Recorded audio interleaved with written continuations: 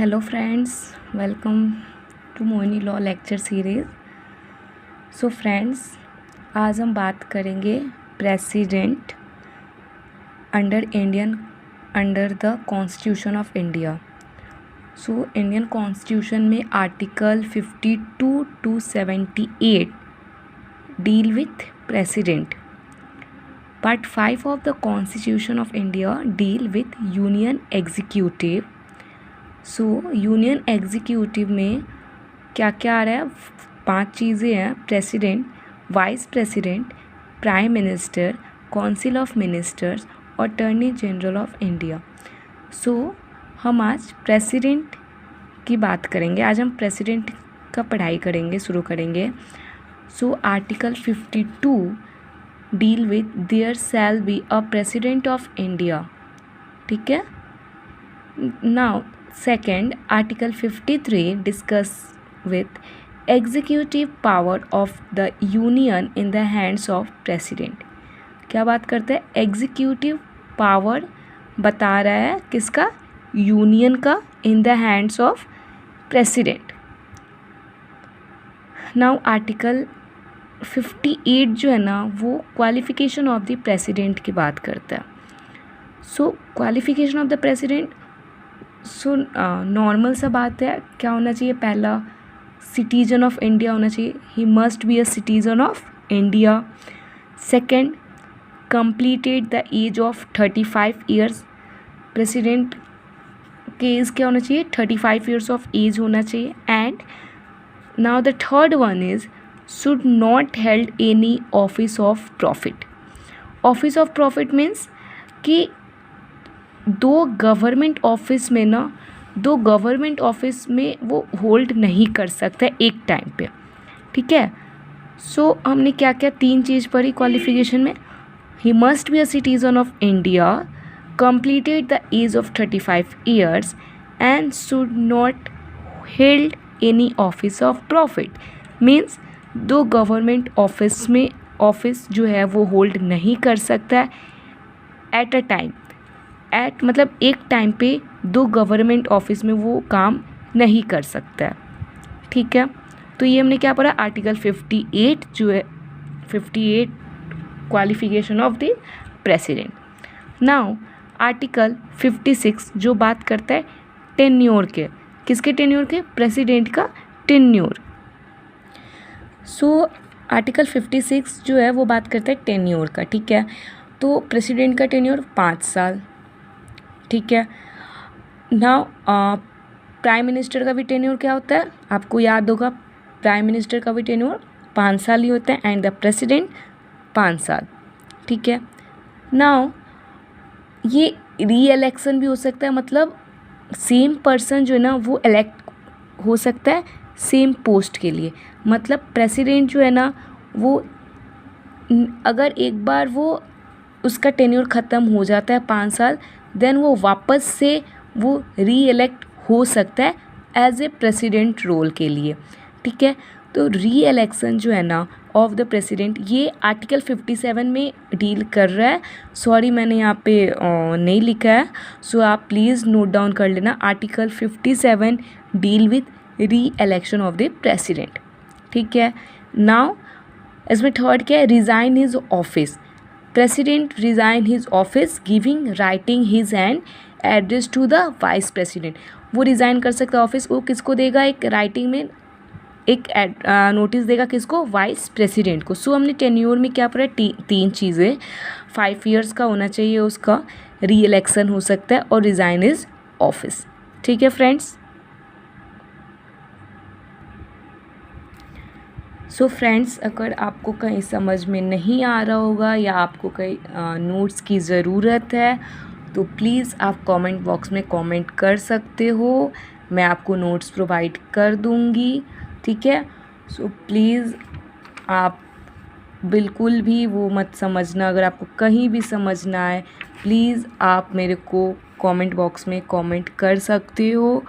और अगर मेरे पढ़ाने में कहीं कुछ लग रहा है कि ये मैं नहीं कर पा रही हूँ या सही से नहीं डील कर पा रही हूँ, आप प्लीज़ मेरे को बता सकते हो। ठीक है।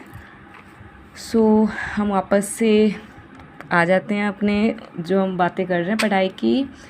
सो नाउ आर्टिकल 60 वो बात करता है ओथ ऑफ द प्रेसिडेंट। तो इसमें क्या है, एडमिनिस्ट्रेट करेगा बाय CGI।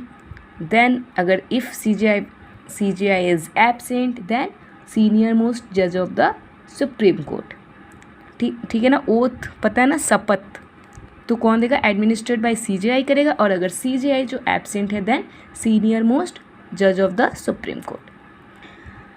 नाउ आर्टिकल 54 क्या बात करता है, हु कैन वोट। अब इसमें क्या है, पहला क्या है, elected member of parliament. Then elected member of parliament में क्या है, राज्यसभा एंड द लोकसभा। राज्यसभा में टोटल मेंबर जो होते हैं वो 245 होते हैं, जिसमें से 232 इलेक्टेड होते हैं एंड 12 जो होते हैं वो नॉमिनेटेड होते हैं। नाउ द सेकंड लोकसभा में टोटल मेंबर 545 होते हैं, 543 इलेक्टेड मेंबर होते हैं एंड 2 नॉमिनेटेड मेंबर होते हैं। ठीक है, and second elected member of legislative assembly. अब हम बात करते हैं article 61 impeachment, most important article. Okay, so इसमें क्या है, वायलेशन ऑफ कॉन्स्टिट्यूशन अगर हो रहा है तो। Second, bill of removal can be initiated by either the house of parliament. Third, charge should be signed by 1/4 member of the house, 14 days notice, passed by 2/3 member majority of the member of the house, then bill goes to the other house, then other house investigate the charge, then president has right to appear, then passed by other house 2/3 of the total majority of the member। ठीक है, इसमें एक important MCQ question type हरदम आता ही है कि या कोई भी पूछ सकता है, इन इंडिया में अभी तक कोई भी प्रेसिडेंट इम्पीच्ड नहीं हुआ है। ठीक है, तो अगर क्वेश्चन आ रहा है क्या इंडिया में कोई भी प्रेसिडेंट इम्पीच्ड हुआ है, so the answer is no. Now vacancy में हम बात करेंगे 5 चीज़ों की। The first one is expiry of tenure, resignation, impeachment, death and the fifth office and profit. So अगर प्रेसिडेंट रेजिग्नेशन से, इम्पीचमेंट से, डेथ से, ऑफिस ऑफ प्रॉफिट के वजह से, इन सब चीज़ों के वजह से वैकेंट हुआ है तो उनके बाद कौन होगा, vice president as a president के रोल पे काम करेंगे। बट कब तक, ओनली 6 मंथ तक ही वो बने रहेंगे एज ए प्रेसिडेंट। ठीक है, अब इस 6 मंथ का क्या मतलब यहाँ पे आ रहा है कि 6 मंथ के अंदर ही प्रेसिडेंट को अपॉइंट करना होगा। सो अगर वाइस प्रेसिडेंट भी नहीं है तो CGI बनेंगे प्रेसिडेंट, वो एज अ प्रेसिडेंट के रोल पे काम करेंगे। अगर CGI भी नहीं है तो then senior most supreme court जज बनेंगे एज अ प्रेसिडेंट, और वो उस टाइम तक कुछ टाइम तक वो काम करेंगे एज ए प्रेसिडेंट। एंड जो पावर प्रेसिडेंट के पास होते हैं वो पावर इन सब के पास होंगे जब तक वो होल्ड कर रहे हैं ऑफिस। अब हम आते हैं पावर्स ऑफ प्रेसिडेंट।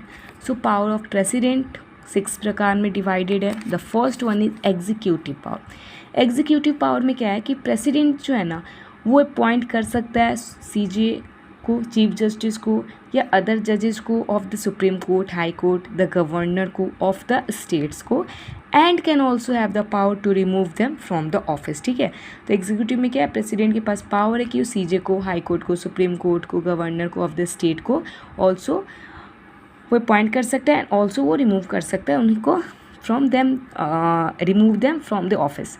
प्रेसिडेंट जो है वो अपॉइंट कर सकता है leaders of the majority party को as the PM and the other ministers को जो अपॉइंटेड होगा by him on the advice of the PM।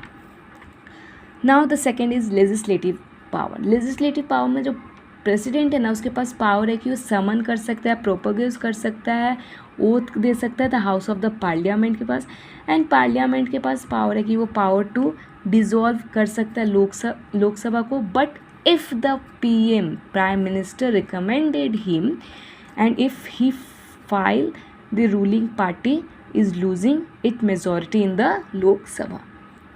Then आता है जुडिशियल पावर। जुडिशियल पावर में तो प्रेसिडेंट के पास पावर है कि वो ग्रांट कर सकता है पार्डन और रिड्यूस कर सकता है पनिशमेंट को that a person receive. And the second one is president can even charge as a death sentence. President can even change as a death sentence and grant pardon to the person sentenced by the court. Most important, मतलब सोचो आप लोग कि president के पास कितने important power है कि अगर किसी एक्यूज्ड को डेथ सेंटेंस मिला हुआ है तो प्रेसिडेंट हैव अ पावर कि वो उसे चेंज कर सकते हैं, ठीक है। Now military power. प्रेसिडेंट जो है वो एक चीफ कमांडर होता है of 3 wings of Indian defence का। 3 विंग्स ऑफ इंडियन डिफेंस में क्या आता है, army, navy and air force. President जो है ना वो डिक्लेयर करता है कि वॉर को और एंड ए वॉर को and also make a peace treaties. Now the fifth one is diplomatic power. Diplomatic power जो प्रेसिडेंट रिप्रेजेंट करता है कंट्री को एट द इंटरनेशनल कॉन्फ्रेंस पे, और प्रेसिडेंट अपॉइंट कर सकते हैं Indian representatives abroad and receive diplomats of other countries, ठीक है। अब हम आते हैं फाइनेंशियल पावर पे। फाइनेंशियल पावर में क्या, money bill can be introduce होता है इन द पार्लियामेंट में only on the recommendation of the president. तो क्या है, मनी बिल जो है वो इंट्रोड्यूस होता है पार्लियामेंट में, कब, only on the recommendation of the president, ठीक है। Now emergency power, the last one is emergency power. When अगर कंट्री या any part of the country is threatened by war से और एक्सटर्नल एग्रेशन से और आर्म्ड रिवेलियन से, then national और general emergency is declared by president. If there is a breakdown of the constitution machinery in a state, the president can declare emergency in that state. If there is a threat to the financial stability of the country can declare financial emergency. Okay friends, so friends आज की हमारी topic यहाँ पे complete होता है president से related. और अगर आपको नोट्स चाहिए जैसे कि मैंने पहले भी बोला है तो प्लीज़ आप कमेंट बॉक्स में कमेंट कर सकते हो, नोट्स प्रोवाइड हो जाएगी। So thank you so much for watching this video. और अगर आप न्यू हो मेरे चैनल पे, so please like and subscribe my channel and press the bell icon. Till then, bye bye. Thank you so much.